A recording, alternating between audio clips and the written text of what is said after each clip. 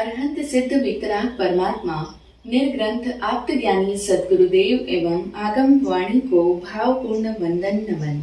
सभी भव्यात्माओं की भव्यता को नमन।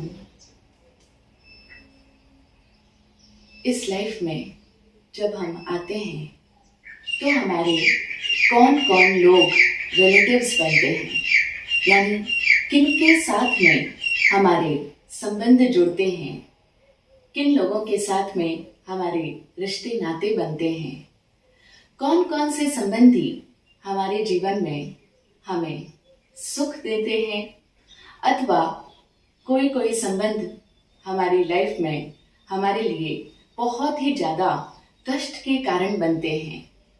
कई संबंध ऐसे भी होते हैं जो हमारे गले की फांस बन जाते हैं, तो कुछ संबंध ऐसे होते हैं जिनके कारण हम उपहास के पात्र बन जाते हैं। बड़ा विचित्र है ये संबंधों का माया जाल। ऐसे ही विचित्र माया जाल वाले 18 नातों की कहानी हम सुन रहे हैं, जिसके पिछले वीडियो में हमने जाना था कि साध्वी कुबेर दत्ता वेश्या के यहाँ पर ठहर कर उसके बालक को लोरी गाकर के सुनाती है और उस लोरी के बहाने वो उस बालक के साथ में उसके जो 6 नाते जुड़े हुए हैं उन रिश्तों नातों को समझा रही होती है। और उसका यह विचित्र नाते वाला लोरी का गीत सुनकर के चित्रशाला के अंदर बैठा कुबेर सेना वेश्या के साथ में कुबेर दत्त बहुत ही ज्यादा गर्म हो जाता है, आग बबूला हो जाता है और बाहर आकर के वेश्या से कहता है कि तू ये कैसी उल्टी सीधी अनशन बातें कर रही है, इस बालक के साथ में भला तेरे ऐसे कैसे संबंध है, और फिर संबंध भी ऐसे कि उसी बालक की तू बुआ भी है, उसी बालक की तू दादी भी है। इतने कॉन्ट्राडिक्टरी संबंध भला तेरे इस बालक के साथ में कैसे हो सकते हैं, और हम लोग तो तुझे जानते तक नहीं है, आज से पहले हमने तुझे कभी देखा नहीं, फिर तेरा इस बालक के साथ में कैसा नाता हुआ, कैसा रिश्ता हुआ। तब साध्वी कुबेर दत्त से कहती हैं कि न सिर्फ इस बालक के साथ में बल्कि मेरा तुम्हारे साथ में भी रिश्ता है, और फिर वो भी 1 नहीं 2 नहीं, तुम्हारे साथ भी मेरे 6 नाते हैं। तुम कहो तो तुम्हें बताऊं। इस पर कुबेर दत्त ताव खाते हुए कहने लगा, हाँ बता, तेरा और मेरा भला क्या नाता हो सकता है, जबकि मैं तुझे जानता ही नहीं, तो तू मेरी कहाँ की नातेदारन आई है, तू गिना, मैं भी तो सुनूं कौन से नाते हैं तेरे मेरे साथ में। तब साध्वी कुबेर दत्ता कहने लगी, सुनो, पहले नाते से तुम मेरे भाई हो, क्योंकि मैंने और तुमने, हम दोनों ने ही एक ही माता के उदर से जन्म लिया था। कुबेर सेना वेश्या हम दोनों की ही माता है, तो इसी कारण से तुम मेरे भाई हो, सहोदर भाई हो। दूसरे नाते से तुम मेरे पिता हो, क्योंकि मेरी माता कुबेर सेना के तुम इस समय पति बने हुए हो। तीसरे नाते से तुम मेरे पुत्र हो, क्योंकि मेरी सौत कुबेर सेना के तुम पुत्र हो, इसीलिए मेरे भी पुत्र हुए। चौथे नाते से तुम मेरे पति हो, क्योंकि सौरीपुर नगर में मेरा तुम्हारे साथ में विवाह हुआ था। 5वें नाते से तुम मेरे दादा हो, क्योंकि यह बालक मेरा काका है और तुम इसके पिता हो। 6ठे नाते से तुम मेरे श्वसुर हो, क्योंकि मैं कुबेर सेना के बेटे की पत्नी हूँ। इतना सुनना था कि वेश्या कुबेर सेना के पूरे शरीर में एड़ी से चोटी तक उसके पूरे तन बदन में आग लग गई। मारे क्रोध के वह कांपने लगी और क्रोध के कारण से उसके होंठ फड़कने लगे, आंखें आग उगलने लगी और चिल्लाती हुई वह उस साध्वी से कहने लगी, चल निकल जा, अभी के अभी तू यहाँ से निकल जा, क्योंकि तुझे ऐसी निर्लज्ज बातें करते हुए शर्म नहीं आती। साध्वी का भेष धरा करके तू जरूर यहाँ पर मेरा कुछ नुकसान करने के लिए आई है, और तेरे जैसे लोग ही तो इस साध्वी के चोले को धारण करके उसके चोले को बदनाम करते हैं, कलंकित करते हैं। अगर तू सच में ही सती साध्वी होती तो यहाँ वेश्या के घर में क्यों डेरा डाल करके बैठी रहती। तो जरूर ही कोई ना कोई धूर्त औरत है और तू मेरे साथ में कोई ना कोई चाल चलने के लिए यहाँ पर आई है। तेरा कोई ना कोई षड्यंत्र है यहाँ पर आने का, और ये साध्वी का जो भेष है ये भी तेरी कोई चाल है। तू झूठी है, तू निर्लज्ज बातें कर रही है, और इसी समय अभी के अभी तू मेरे घर से बाहर निकल जा, नहीं तो तुझे घसीट करके बाहर निकलवा दूंगी।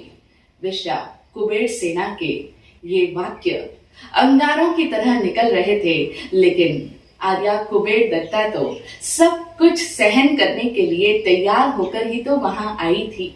इसीलिए कुबेर सेना वेश्या के इन अंगारों रूपी बरसने वाले वचनों से भी उनके चित्त में जरा भी तेजी नहीं आई। वे उसी तरह से शांत संयत स्वर में वेश्या कुबेर सेना को देख करके कहने लगी, हाँ कुबेर सेना, मैं अभी तुम्हारे घर से निकल जाती हूँ, और अगर मैं ना जाऊं तो तुम्हें मुझे घसीट कर बाहर निकलवा देने का भी अधिकार है। लेकिन तुम्हारे साथ भी तो मेरे 6 नाते हैं, क्या तुम उन्हें नहीं सुनोगी? इसके पश्चात साध्वी जी ने वेश्या की तरफ से कोई भी उत्तर पाने की प्रतीक्षा किए बिना ही लगातार बोलना जारी रखा, और वे कहने लगी कि पहले नाते से तुम मेरी माता हो, क्योंकि मैंने तुम्हारे ही उदर से जन्म लिया है। बहुत वर्षों पहले की बात है, इसीलिए शायद तुम भूल गई हो।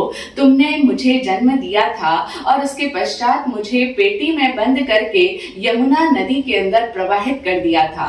हाँ, मैं वही हूँ कुबेर दत्ता, और अब मैं बहुत बड़ी हो गई हूँ, इसीलिए तुम मुझे भूल गई हो, पहचान नहीं पा रही हो। पहले नाते से तो तुम मेरी माता हुई, और अब सुनो, दूसरे नाते से तुम मेरी भाभी हो और मैं तुम्हारी ननद हूँ, क्योंकि मेरे सहोदर भाई कुबेर दत्त की तुम इस समय पत्नी बनी हुई हो, इसीलिए तुम मेरी भाभी हो और मैं तुम्हारी ननद हूँ। तीसरे नाते से तुम मेरी दादी हो, क्योंकि मेरा पिता कुबेर दत्त तुम्हारा बेटा है। चौथे नाते से तुम मेरी सासू जी हो, क्योंकि तुम्हारे पुत्र कुबेर दत्त की मैं विवाहिता पत्नी हूँ।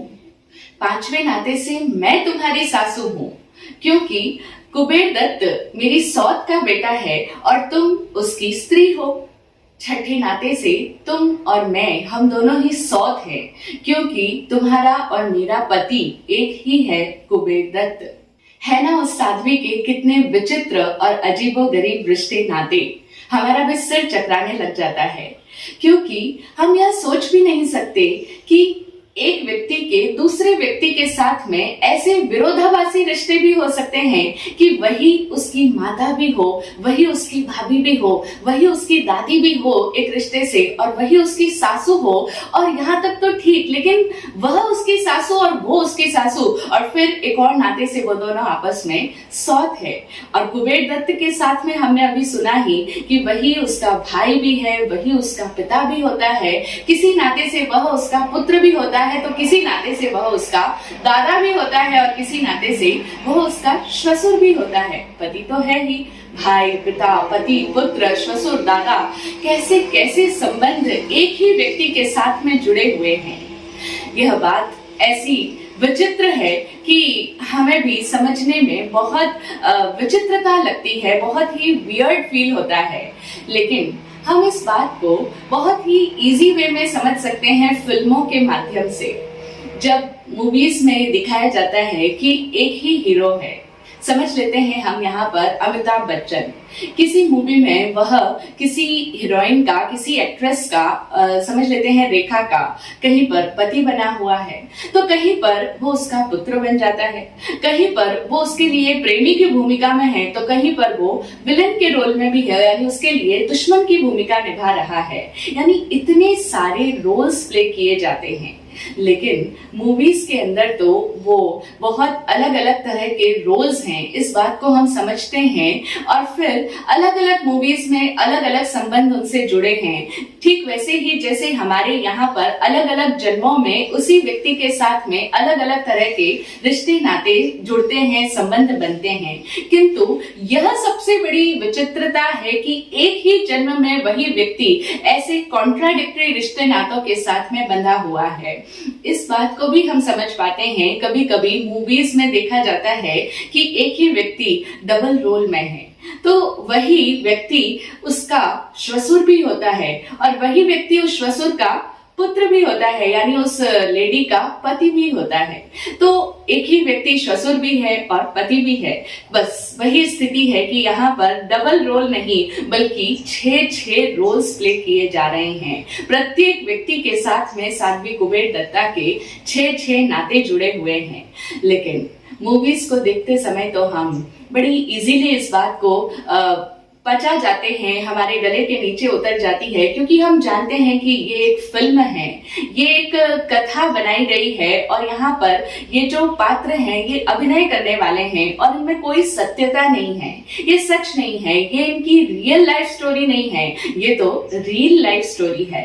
तो वहां पर उनके रोल्स को, अलग अलग रोल्स को प्ले करते समय हमें कोई दिक्कत नहीं आती है। लेकिन इस जीवन में जब किसी के साथ में ऐसे संबंध जुड़े हो, ऐसे अजीबोगरीब नातों की हम बात सुने तो हमारा दिमाग घूमने लगता है, क्योंकि हम इस जीवन को रियल समझ करके जीते हैं। लेकिन ज्ञानी जनों की दृष्टि से देखा जाए तो ज्ञानी भगवान तो कहते हैं कि यह दुनिया भी फिल्मी दुनिया से और अधिक कुछ नहीं है। जैसे वह माया की दुनिया होती है, ठीक इसी प्रकार से ये जो संसार जिसमें हम जी रहे हैं और जिसमें हम सब लोगों के साथ में रिश्ते नातों में जुड़े हुए हैं, संबंध बने हुए हैं, यह सब दुनिया भी जो हमारे लिए सच है, लेकिन ज्ञानियों की नजर में यह दुनिया भी सपने से ज्यादा कुछ नहीं है। इसीलिए तो कहते हैं कि यह पूरा जगत मायावी जगत है, यह सब कुछ माया है, यह संसार माया है। क्योंकि जब आत्मा उस ज्ञान की उच्च अवस्था को प्राप्त करती है तब उसे समझ में आता है कि जिसे आज तक मैं सत्य समझता आया था, इस दुनिया में जीना, इस दुनिया में माता पिता भाई बहन ये सारे रिश्ते नाते जिनको मैं सच समझता था कि ये तो मेरी माता है, ये मेरे पिता है, ये मेरे भाई है, ये मेरी पत्नी है, ये मेरा पति है, ये सारे रिश्ते नाते भी उस फिल्म के रिश्ते नातों से और अधिक नहीं है। यह भी रियल नहीं है, बल्कि यह भी हमारी एक तरह की रील ही चल रही है, रील की स्टोरी ही है। तो यह माया है। और जैसा कि इसीलिए कहा भी जाता है, हम लोगों ने सुना भी है कि सपना संसार है, जीना दिन 4 है। यानी यह संसार सपने जैसा है, मायावी संसार है। तो यहाँ पर हम सुन रहे हैं कि कैसे उस साध्वी कुबेर दत्ता ने गिना दिए लोरी के बहाने कि मेरे तुम्हारे साथ में कैसे कैसे नाते हैं। और फिर इसके आगे भी साध्वी जी ने अपनी बात कंटिन्यू रखते हुए कहा कि जब किसी के घर पे कोई एक रिश्ते वाला संबंधी आता है, यानी जिसका आपके साथ में कोई भी एक रिश्ता होता है, चाहे वो आपका मित्र है, चाहे वो आपकी ननंद आई हो, चाहे वो आपका भाई आता हो घर में, तो कोई एक रिश्ते वाला व्यक्ति भी आपके घर में जब आता है तो आप उसका आदर सत्कार करते हो, कितने प्रेम के साथ में उससे मिलते हो, उसे अपने घर पे रुकने का आग्रह करते हो। लेकिन मेरे तो यहाँ पर हर व्यक्ति के साथ में 6 नाते हैं और तुम सबके साथ मिला करके कुल 18 नाते हैं, फिर भी तुम मुझे घसीट कर बाहर निकलवाना चाहती हो। खैर कोई बात नहीं, अगर तुम ऐसा चाहती हो कि मैं यहाँ से चली जाऊं तो ऐसा ही हो, मैं अब यहाँ से चलती हूँ। लेकिन मेरे अप्रिय वचनों से यदि तुम्हारा हृदय आहत हुआ हो, तुम्हें जरा भी कष्ट पहुंची हो, तो मैं उसके लिए तुमसे क्षमा याचना करती हूँ और मेरे हृदय में तुम्हारे में से किसी के भी लिए कोई भी तरह का दुर्भाव नहीं है। साध्वी जी ने जब अपना वक्तव्य पूर्ण किया तब तक कुबेर सेना वेश्या को सारी बातें समझ में आने लग रही थी और वो साध्वी जी की इन सारी बातों को सुनकर दंग रह गई थी। उसे समझ में आया, उसे अपने अतीत की स्मृति हो आई यानी कि उसे याद आ गया कि बहुत समय पहले की बात है जब उसके 2 संतान, युग्म संतानों का जन्म हुआ था, यानी 2 युगल संतान पैदा हुई थी और उसने उन दोनों को ही एक पेटी में बंद करके यमुना के अंदर बहा दिया था। तो अब उसे सारी बातें याद आने लगी और जैसे जैसे उसे याद आया कि उसका नाम उन्होंने कुबेर दत्त और कुबेर दत्ता रखा था और ये जो साध्वी ये सब बातें बता रही है, उनके साथ में जब उसका रिलेशन जुड़ा तो उसे सारी पिक्चर क्लियर हो गई, यानी कि उसके सामने अब सारी स्थिति उसे समझ में आ चुकी है और स्थिति समझ में आते ही वह अपने कुकृत्य के लिए बहुत शर्मिंदा महसूस करने लगी, क्योंकि उसे समझ में आया कि उसने क्या किया और उसके बाद में अभी वह क्या कर रही है, उसी का पुत्र कुबेर दत्त है। तो यह सब बातें समझ करके उसे अपनी गलती के लिए, उसे अपने इस दुष्कृत्य के लिए बहुत ज्यादा पश्चाताप होने लगा, शर्मिंदगी महसूस होने लगी और ना सिर्फ लज्जा आई बल्कि उसे अपने आप से घृणा भी होने लगी। और अपनी दुर्बुद्धि को कोसते हुए वह साध्वी जी से कहने लगी, साध्वी जी, आपने मेरी आंखें खोल दी है, आज मुझे सब कुछ समझ में आ गया है, आपने जो हमारे ज्ञान चक्षु खोले हैं, लेकिन अब मुझे ये समझ में आ रहा है कि मेरे सिर पर तो घोरतम पापों का पहाड़ लदा हुआ है और इतने घोर पापों का बोझ मैं कैसे सहन कर पाऊंगी। न सिर्फ इतने घोर पाप बल्कि उसके साथ में एक और पाप, एक और जघन्य अपराध मैंने कर दिया कि आपकी मैंने अपराध कर दिया है, आपको मैंने बहुत ही बुरे तरीके से ट्रीट किया है, यानी आपके साथ में मैंने अभद्र व्यवहार किया है। यह भी मेरी एक बहुत बड़ी गलती है, एक बहुत बड़ा अपराध है। तो कृपा करके आप मुझे ये बताइए कि इन सारे पापों का प्रतिकार किस तरह से हो सकता है। क्या यह पाप, ये घोर पाप, ये इतने भयंकर पाप जो मैंने कर दिए हैं इस जीवन में, क्या उनसे छुटकारा संभव है। वेश्या कुबेर सेना की ये बात सुन करके कुबेर दत्ता आर्या ने कहा कि प्रत्येक जीवात्मा जो कल्प करता है, यानी जो उसने भाव किया है, वह भाव घटना के रूप में आकार लेकर के उसके जीवन में आता ही आता है। इसी को हम कर्म बंधन कहते हैं। तो जो कर्म एक जीव ने किए हैं, उन कर्मों को निपटाए बिना उसका छुटकारा संभव नहीं है। शास्त्र वाक्य है, कडाण कम्माण न मोक्ष अथि, यानी जब तक उनका छुटकारा नहीं होगा, जब तक उनसे छूटेंगे नहीं, तब तक मुक्ति संभव नहीं हो सकती है। हाँ, लेकिन इतना जरूर है कि मनुष्य यदि सम्यक ज्ञान और सम्यक दर्शन को प्राप्त कर ले, सही समझ को धारण कर ले, तो उसके पश्चात उसने अपने जीवन में जो भी गलतियां की है, जो भी अपराध उससे हुए हैं अथवा जो भी पाप उसके द्वारा हो चुका है, उन पापों की पुनरावृत्ति ना होने दे। क्योंकि जब हमें समझ आ जाएगी तो हम समझ आने के पश्चात, यानी हमारी जब समझ बदल जाती है, हम मिथ्या से सम्यक दर्शनी हो जाते हैं और साथ साथ में सम्यक ज्ञान को भी प्राप्त कर लेते हैं, तो उसके पश्चात हम अपने उस अतीत को छोड़ देते हैं, उन पापों की पुनरावृत्ति न करने का संकल्प ले लेते हैं। यानी कि अब हम नए कर्म आश्रमों के द्वार को रोक सकते हैं और दान, शील, तपश्चर्या और शुद्ध भावना के द्वारा हम जो पहले के पाप कर्म किए हुए हैं उनको निर्जलित कर सकते हैं, उनकी स्थिति को, उनके रस को घटा सकते हैं। तो यही एक मार्ग है कि जिसके द्वारा हम अपने पूर्वकृत अशुभ कर्मों को अथवा कहें पाप कर्मों को छुटकारा दिलाने की शनै शनै साधना कर सकते हैं। पहले तो हम नए कर्मों के आश्रम को रोकें, यानी जो पाप आज तक हमने किए हैं उनकी पुनरावृत्ति ना होने दें। तो अब साध्वी जी कुबेर सेना को समझाते हुए कहती है कि इसीलिए आज से ही तुम ये अनाचार बंद कर दो और आज से ही तुम अपने वर्तमान में सही समझ जो तुम्हें अभी प्राप्त हुई है, इस समझ को धारण करके अपने भविष्य को भी सुधार सकती हो। क्योंकि वर्तमान इंसान के हाथ में होता है, अतीत तो चला गया। भूतकाल में समझ नहीं थी, ज्ञान नहीं था, तो अज्ञान दशा में एक व्यक्ति कुछ भी कर लेता है, पाप पाप कर्मों का बंध किया, लेकिन वर्तमान में समझ प्राप्त होने के पश्चात में व्यक्ति इस वर्तमान को सुधार करके अपने भविष्य को पूरी तरह से बदल सकता है। तो अब तुम भविष्य को सुधार सकते हो और ये जो काम भोग की अभिलाषा है, ये जो भोग की तीव्र वासना है, ये जो तृष्णा है तुम्हारे मन में, काम भोग की इच्छा और साथ ही साथ ये जो धन का लोभ है, इसकी तुम फितरत को समझो। इसको देखो कि आज दिन तक इतने वर्षों से ये काम भोगों को भोगते हुए भी उसकी वासना, उसकी आकांक्षा कभी भी समाप्त नहीं होती है और ना ही अधिकाधिक धन संग्रह करने की लालसा से इंसान बच पाता है। तो इसीलिए इसकी फितरत ही ऐसी है। इच्छाओं का यही तो है कि इच्छाएं निरंतर बढ़ती ही चली जाती है।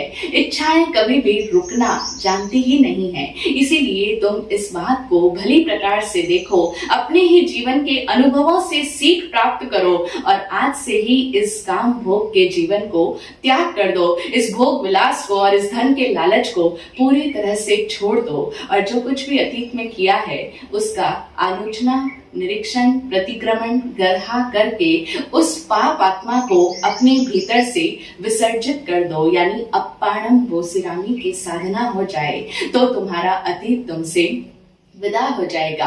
तो प्रतिक्रमण करके अप्पाणम बोसिरामी किया जा सकता है, यानी उस पाप आत्मा को अपने भीतर से अलग किया जा सकता है, भुलाया जा सकता है। और फिर यह भी स्मरण रखो कि यह मनुष्य जीवन बहुत ही अनमोल है। इस मनुष्य जीवन को ज्ञानियों ने दुर्लभ बताया है।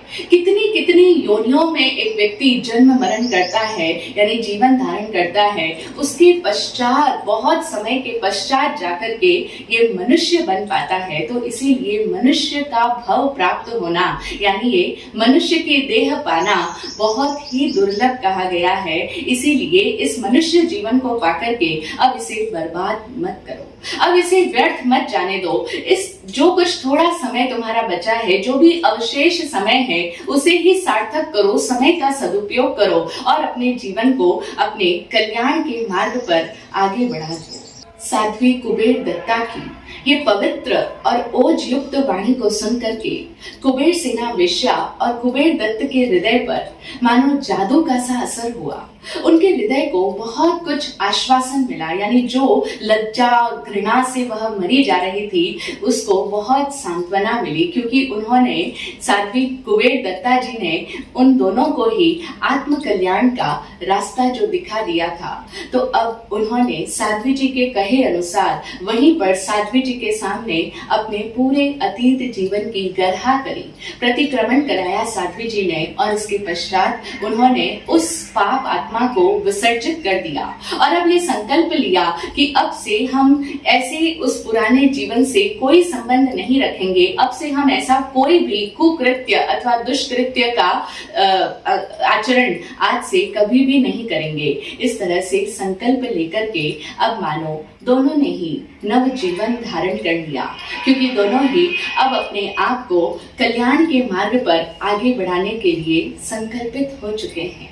जैन धर्म कहता है कि एक व्यक्ति ने चाहे कितने भी क्रूर से क्रूरतम पाप कार्य भी क्यों ना किए हो, उसका आत्मा चाहे जितना भी अशुद्ध रहा हो, लेकिन फिर भी शास्त्र कहते हैं कि उस व्यक्ति के आत्मा का एक अंश सदा उद्घाटित रहता है जो कि शुद्ध आत्मा है। क्योंकि हम सभी मौलिक स्वरूप अगर हमारा देखा जाए तो हम सभी शुद्ध आत्मा हैं। इसीलिए तो कहते हैं सिद्धा जैसो जीव है, जीव सो ही सिद्ध होए, यानी यह हमारा जीवात्मा भी सिद्ध आत्मा के समान ही है। हम भी अपने भीतर गहराई में मौलिक स्वरूप जो हमारा है वो शुद्ध आत्मा का ही है। और कैसा भी अशुद्धि हम अपने ऊपर ओढ़ ले, कितने भी भारी कर्मों को हम बांध लें, घोर पाप का आचरण करके हम अपनी आत्मा को कितना भी भारी कर्मा बना लें, लेकिन उसके बावजूद नंदी सूत्र स्पष्ट बताता है कि कुछ अंश जीवात्मा का सदा ही उद्घाटित रहता है। तो इसीलिए हम सभी जो स्वभावतः शुद्ध आत्मा है, हम उसको प्राप्त कर सकते हैं और अपनी आत्मा के ऊपर आए हुए इस भारी कर्मों के आवरण को दूर हटा सकते हैं। यह संभावना हर आत्मा के भीतर है। यानी ऐसा नहीं है कि एक व्यक्ति ने अगर बहुत ही जघन्य अपराध किए हैं, घोर से घोर पाप किए हैं, तो उसका छुटकारा संभव नहीं है अथवा वह उनसे मुक्त नहीं हो सकता, वह अपने पापों का प्रायश्चित करके पुनः शुद्ध नहीं हो सकता। ऐसा नहीं है।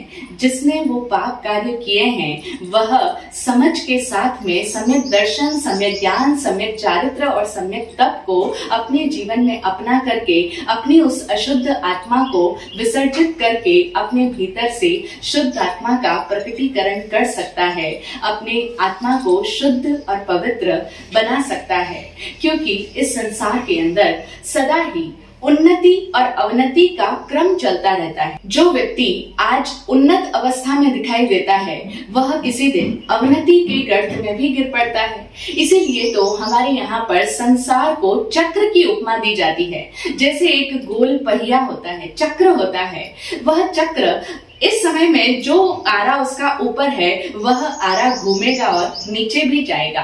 ठीक इसी प्रकार से इस संसार की स्थिति है। यहाँ प्रत्येक जीवात्मा कभी ऊपर तो कभी नीचे गति करती ही करती है। जो आज उन्नति पर है वह किसी दिन अवनति पर भी हो सकती है, और जो इस समय अवनति पर है यानी जो इस समय नीचे है वह उच्च अवस्था को भी प्राप्त कर सकता है। जैसे रात्रि के अंधकार के पश्चात प्रकाश फैलता है और प्रकाश के पश्चात पुनः अंधकार भी होता है, ठीक उसी तरह से मनुष्य का जीवन भी हमेशा एक जैसा नहीं रहता है। वेश्या कुबेर सेना और कुबेर दत्त की आत्मा घोर पतन को प्राप्त कर चुकी थी, लेकिन साध्वी कुबेर दत्ता का सद्बोध उन्हें प्राप्त हुआ। उनकी ज्ञानमयी वाणी से उनका जीवन बदल गया, उन्हें ज्ञान चक्षु मिले और उस सम्यक दर्शन के आलोक में वो ये समझ पाए कि किस तरह से उन्होंने अपने जीवन को बर्बाद किया है, और अब उन्होंने अपने जीवन को साध्वी कुबेर दत्ता जैसा पवित्र और ओजस्वी तेजस्वी निमित्त पाकर के अपने जीवन की दिशा को पूरी तरह से बदल दिया। इसीलिए तो कहते हैं कि हमारे जीवन में निमित्तों का बड़ा ही उपयोग है। यानी निमित्त हमारे लिए कितने ज्यादा महत्वपूर्ण हैं। हर व्यक्ति के जीवन में उसे कैसे निमित्त मिलते हैं, किन संयोगों के साथ में वो आगे बढ़ रहा है, कैसे कैसे लोग उसे मिल रहे हैं, कैसी परिस्थितियां, कैसा वातावरण, घर परिवार का माहौल उसे मिलता है, कैसे माता पिता के घर पे वो जन्म लेता है, उसी से उस बालक के जीवन की दिशा तय होती है। 5 समवायों में जो निमित्त नामक समवाय है, ये सचमुच एक व्यक्ति के जीवन को बहुत प्रभावित करता है। कहा भी जाता है ना कि एक व्यक्ति वैसा ही बन जाता है जैसी उसे कंपनी मिलती है, और उसे उसकी कंपनी से ही पहचाना भी जा सकता है। तो इसीलिए निमित्त हमारे जीवन को बहुत ज्यादा प्रभावित करते हैं। यहाँ पर साध्वी जी के उस निमित्त को पाकर के कुबेर सेना और कुबेर दत्त ने अपना जीवन बदला। वे आत्म कल्याण की राह पर आगे बढ़े। उन्होंने अपना पहले का जीवन से पूरी तरह से नाता तोड़ दिया, संबंध विच्छेद कर दिए। और इधर साध्वी कुबेर दत्ता ने देखा कि उनका वहां पर आने का जो प्रयोजन था, जो वो अनर्थ हो रहा था, घोर पाप हो रहा था, उस पाप से उन दोनों को बाहर निकालना था, उस अनर्थ से बचाना था, उनको उस अनर्थ को टालना था। तो अब अपने प्रयोजन को पूर्ण हुआ जान करके साध्वी जी ने भी वहां से विहार कर दिया और वे अपनी गुरुवरिया के पास में पहुंची। और वहां पर उन्हें प्रतिबोध देने के लिए, उन्हें समझाने के लिए जो शास्त्रीय आचार मर्यादा का उन्हें उल्लंघन करना पड़ा था, उसका आलोचन प्रतिक्रमण करके उन्होंने अपनी आत्मा को पुनः शुद्ध किया। और जिस तरह से वे पहले ही अपनी ध्यान साधना में निमग्न थी, उसी तरह से पुनः तल्लीन हो गई। हम यहाँ पर भूले नहीं होंगे कि ये 18 नातों की कहानी जम्बू कुमार ने प्रभव को सुनाना प्रारंभ किया था। जब प्रभव ने कहा था कि आपको अभी दीक्षा नहीं लेनी चाहिए क्योंकि आपने अभी अभी विवाह किया है, तो आपके ऊपर इस परिवार की जिम्मेदारी है। आपके माता पिता भी बहुत दुखी है और आपकी ये नवविवाहित पत्नियां, कोई भी नहीं चाहता है कि आप इस संसार को छोड़ करके संयम मार्ग पर बढ़ चलो। तो प्रभव के कहने पर जम्बू कुमार प्रभव को ये कहानी सुनाते हुए आगे समझाते हैं। उन्होंने अपना कथन जारी रखते हुए कहा कि तो प्रभव, सुना तुमने, देखा इस सांसारिक नातेदारी में कितना तथ्य है। यानी इस संसार के अंदर ये जो रिश्ते नातों की तुम बात कर रहे हो कि हम सभी लोग परस्पर रिश्तों में बंधे हैं और इसी कारण से हमें अपने उन रिश्तेदारों की भावनाओं का ख्याल करना पड़ता है, उनका भी ध्यान रखना पड़ता है। लेकिन देखो, इस सांसारिक नातेदारी में यही सच्चाई है, इसमें यही तथ्य है। और फिर मैंने तुम्हें पहले भी कहा था कि हर जीवात्मा का संसार के प्रत्येक प्राणी के साथ में हर तरह का संबंध बना हुआ है।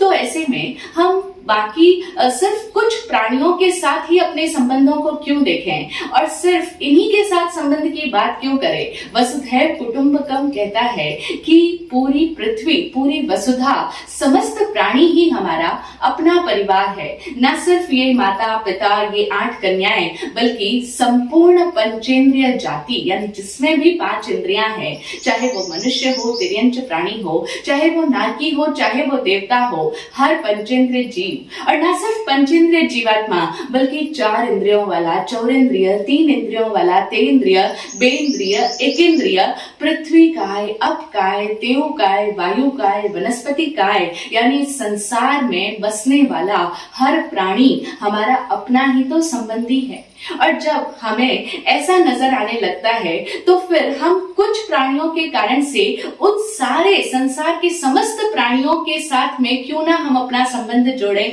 क्यों हम सिर्फ कुछ जीवात्माओं तक ही सीमित रहें। इसीलिए मैं अपने प्रेम को बढ़ाना चाहता हूँ, मैं अपने दायरे को विस्तृत करना चाहता हूँ और मैं संसार के इन सभी एकेंद्रिय से लेकर के सारे ही पंचेंद्रिय प्राणियों के प्रति मैत्रीपूर्ण संबंध स्थापित करना चाहता हूँ।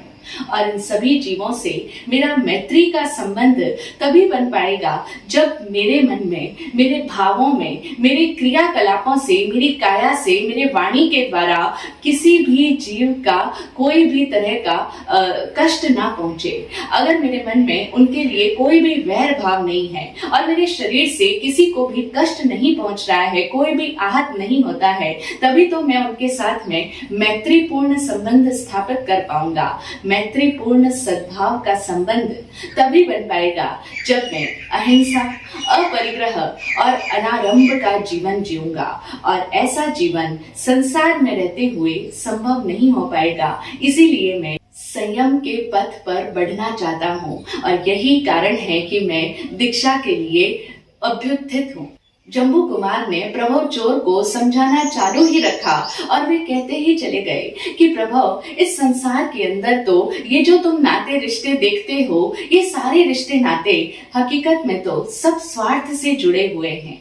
क्योंकि हमें लगता है कि माता पिता संतान के लिए इतना कर रहे हैं, अपनी रातों की नींद दे रहे हैं, अपने पेट को काट करके मेहनत करते हैं, अपनी संतान को बड़ा करते हैं, उनका पालन पोषण करते हैं। लेकिन अगर हम जरा और गहराई से देखें, गहरी दृष्टि से विचार करें तो माता पिता अपनी संतान के लिए कर रहे हैं, लेकिन इसलिए कर रहे हैं क्योंकि उन्हें अपनी संतान से अपेक्षा है कि वापस संतान भी उनके लिए इतना करेगी, बदले की कामना है। तो वास्तविकता में तो वो स्वयं के लिए ही तो यह सब कर रहे हैं। हमें लगता है कि माता अपने पुत्र पर जो स्नेह न्यौछावर करती है वो उसकी ममता है, लेकिन माता पुत्र को प्रेम करके, पुत्र को लाड दुलार करके अपनी ही ममता को जी रही होती है। और पिता भी पुत्र में अपने ही भविष्य को देखता है, अपनी ही वंशावली की वृद्धि को देखता है। तो इस तरह से पति पत्नी का संबंध भी ले लो तो पति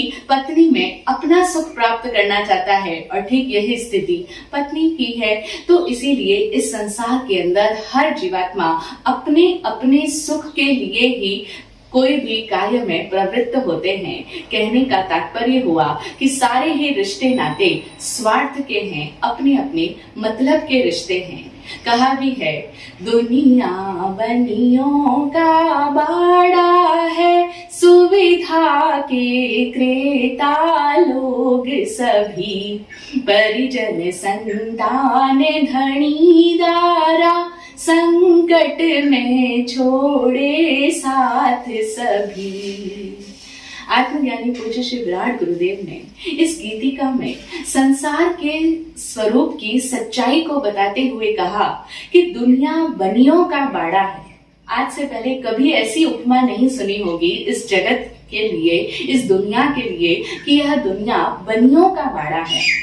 बनिया यहाँ पर किसी एक जाति विशेष के लिए संबोधन नहीं है, बल्कि उस जाति की जो विशिष्टता होती है कि बनिया इसलिए फेमस होता है कि उसका संबंध सिर्फ लेन देन का संबंध होता है।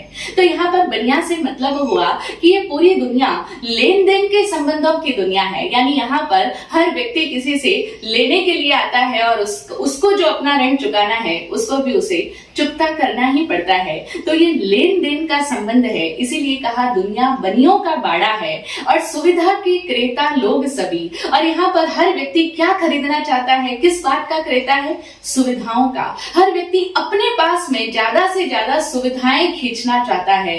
तो इसीलिए कहा कि दुनिया बनियों का बाड़ा है, सुविधा के क्रेता, क्रेता यानी खरीदार, हर व्यक्ति सुविधा को खरीदना चाहता है। सुविधा के क्रेता लोग सभी, परिजन संतान धनी दारा, संकट में छोड़े साथ सभी। यही सच्चाई है कि संकट का जब समय आता है तो चाहे जैसा अपना परिजन हो, अपनी माता भी पुत्र से किनारा कर लेती है, पुत्र को देखना भी नहीं चाहती अगर पुत्र का संकट का समय चल रहा हो। और ऐसा ही पति पत्नी से मुख मोड़ लेता है, पत्नी पति से मुख मोड़ लेती है। सुख में सब धोख लगाते हैं, दुख में धक्का दे जाते हैं। यही इस संसार की सच्चाई है।